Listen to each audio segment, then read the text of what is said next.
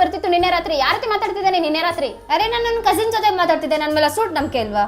ನನಗ್ ಗೊತ್ತಿಲ್ದಿರೋ ಅಂತ ಕಸಿನ್ ಯಾರವನು? ಇಷ್ಟ ದಿನ ನನ್ಗೇನು ಹೇಳಿಲ್ಲ ನೀನು. ನನ್ನ ಮೇಲೆ ಅಷ್ಟು ನಂಬಿಕೆ ಇಲ್ಲ ಅಂದ್ರೆ ಬಿಡು.